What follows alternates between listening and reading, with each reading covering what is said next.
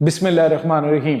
अस्सलाम वालेकुम नाज़रीन, मैं हूं डॉक्टर अली और आप देख रहे हैं मेरा फेसबुक और यूट्यूब चैनल। नाज़रीन, बिल आखिर अल्लाह ताला ने पाकिस्तान को वो मौका अता किया है कि पाकिस्तान आलम का मरकज बन चुका है और अल्लाह के वलियों की जानिब से जो प्रिडिक्शंस की गई थी वो आज हर्फ ब हर्फ सच साबित हो रही हैं। नाज़रीन, पाकिस्तान में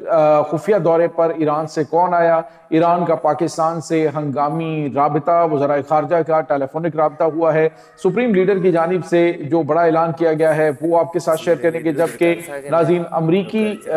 जो नायब सदर हैं वो पाकिस्तान के दौरे पर आ रहे हैं और इस वक्त ईरान ने जो ईरान के खिलाफ अमेरिका का साथ ना देने वाले ममालिक और फ़लस्तीन के साथ देने वाले ममालिक के लिए बड़ा ऐलान कर दिया है, बड़ी खुशखबरी सुना दी है। ये भी आज के इस व्लॉग में आपके साथ हम शेयर करेंगे। वीडियो की तफसील में जाने से पहले अगर आपने हमारे इस चैनल को सब्सक्राइब नहीं किया हुआ तो आपसे गुजारिश है काइंडली इसको सब्सक्राइब कर लें और बेल आइकन को ज़रूर दबा दें ताकि हमारी आने वाली वीडियो सबसे पहले आप तक पहुंच सकें। नाज़रीन, हम आपके शुक्रगुजार हैं जो आप हमारे वीलॉग्स को देखने के लिए वक्त निकालते हैं और कमेंट सेक्शन में अपनी मोहब्बतों का इजहार भी करते हैं। नाज़रीन, इस वक्त सूरत हाल ये है कि पाकिस्तान मरकजी किरदार अदा कर रहा है इस वक्त पूरी दुनिया के सबसे बड़े कन्फ्लिक्ट का, जो कि तीसरी आलमी जंग का नुक्ता आगाज किसी वक्त भी साबित हो सकता है। ऐसे में नाज़रीन, सूफी बरकत अली अलमरूफ बाबा जी सरकार जो समुद्री वाले, उनका एक वीडियो क्लिप बड़ा वायरल है और हमने पहले भी बहुत पुराना ये वीडियो क्लिप है और हम पहले भी मुतअद्दिद मरतबा जिक्र कर चुके हैं इसका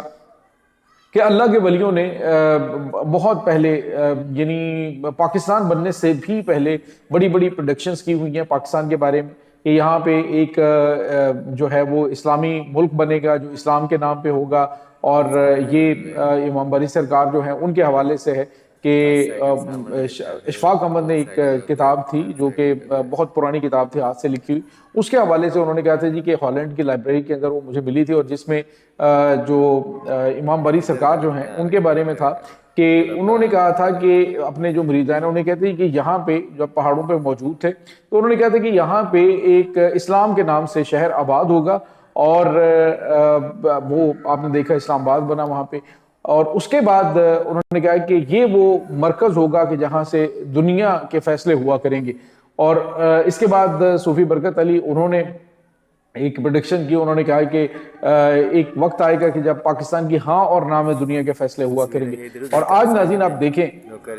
कि पाकिस्तान को अल्हम्दुलिल्लाह बावजूद नामसाइद हालात के हम कर्जदार हैं, हम मुआशी तौर पे उलझे हुए हैं, हमें बहुत सारे मसाइल का सामना है, लेकिन इसके बावजूद एक बड़ा सुनहरी मौका पाकिस्तान के हाथ आता है कि तीसरी आलमी जंग होने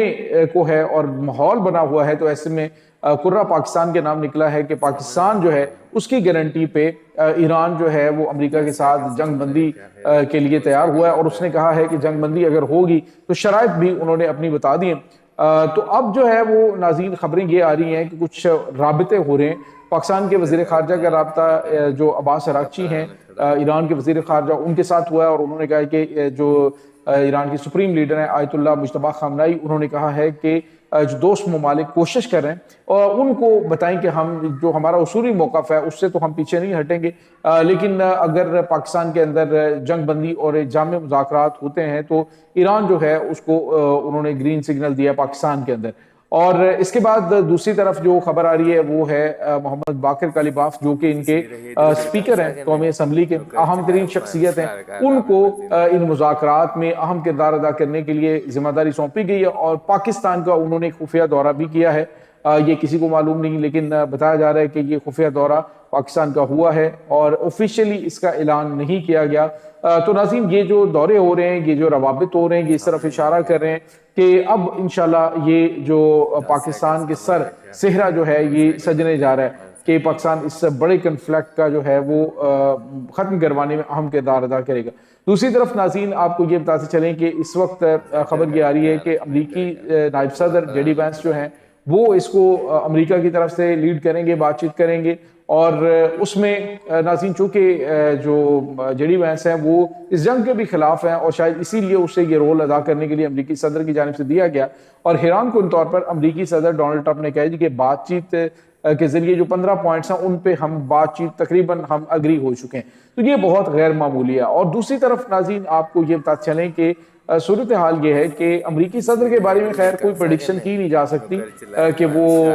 किसी वक्त क्या फैसला कर लें। बाज़ लोग तो ये कहते हैं जी कि चूंकि मार्केट जो है वो बहुत बुरी तरह से स्टॉक एक्सचेंज वो उड़ी हुई है अमेरिका की, और इस वजह से वो चाह रहे हैं कि इसको थोड़ा स्टेबल करने के लिए इस तरह के बयान दिए जाए और 5 दिन तक जंगबंदी जो है उसके हवाले से उन्होंने बात की है। लेकिन नाज़रीन आपको ये बताते चलें जो माहौल मशरक़ वुस्ता के अंदर बन चुका है, अमेरिका वहां पे बुरी तरह से फंस चुका है, और अगर वो नहीं जाता वहां से तो ये जो अरब ममालिक है ये इसे निकाल देंगे, क्योंकि अरब ममालिक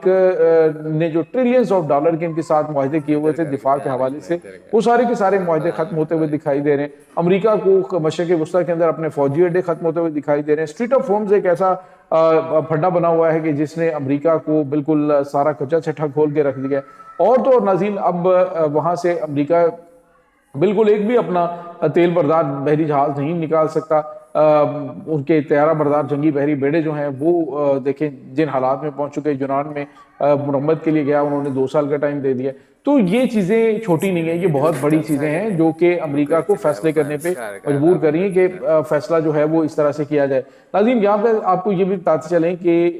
इससे पहले मैं एक अमेरिकन तजिया निगार था, उसकी जानिब से एक तजिया पेश किया जा रहा था इस जंग से पहले। उन्होंने कहा था कि पाकिस्तान जैसा इत्तेहादी अमेरिका के पास मौजूद है जिसके ईरान के साथ बड़े अच्छे ताल्लुकात है, तो बातचीत के जरिए कुछ मामला जो है वो इनका बड़ी अच्छे तरीके से हल हो सकता है, अमेरिका जंग में ना जाए। लेकिन तब अमेरिका शायद अपने वो ताकत के नशे में जब यहाँ पे आ गया तो अब उसे पाकिस्तान की जरूरत और कदर महसूस हुई है, और ईरान पहले ही पाकिस्तान के साथ बड़े अच्छे ताल्लुकात हैं। तो दूसरी तरफ नाज़रीन ईरान ने अपने जो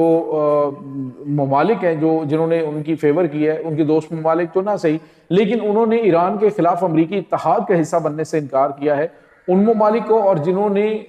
इसराइल के खिलाफ गजा की हमायत की थी, उन ममालिक के लिए एक बड़ी ऑफर लगा दी है। उन्होंने कहा जी कि वो तमाम ममालिक जिन्होंने हमारे मौक़िफ़ की हमायत की है और अमेरिका के साथ जंग में हिस्सा लेने से इनकार किया है, उन मुल्कों के लिए और फ़लस्तीन की हमायत करने वाले मुल्कों के लिए हम स्ट्रीट ऑफ होम्स खोल रहे हैं। उन्होंने कहा जी कि उनको हम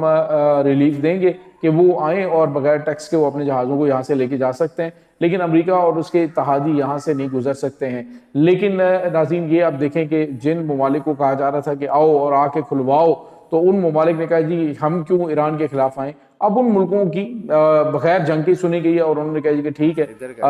ईरान कह रहे जी कि हम उनके लिए ये स्ट्रीट ऑफ होम्स खोलने के लिए तैयार हैं कि वो आएँ और अपना जहाज़ यहाँ से निकाल लें। तो ये बहुत गैर मामूली इस वक्त नाज़रीन सूरत हाल बन चुकी है कि ईरान का मुकम्मल तौर पे स्ट्रीट ऑफ होम्स के ऊपर कंट्रोल है, और वो तमाम ममालिक जो इस वक्त अमेरिका के इत्तेहादी बने हुए थे वो अब बुरी तरह से एक्सपोज भी हो चुके हैं, और आने वाले दिनों के लिए उनके लिए मजीद मुश्किलात जो हैं वो बनती हुई दिखाई दे रही है, खास तौर पर ईरान के खिलाफ जंग में। तो ये इस वक्त नाज़रीन ताज़ा तरीन अपडेट्स चल रही हैं। इस तमाम सूरत हाल के बारे में आपका क्या कहना है?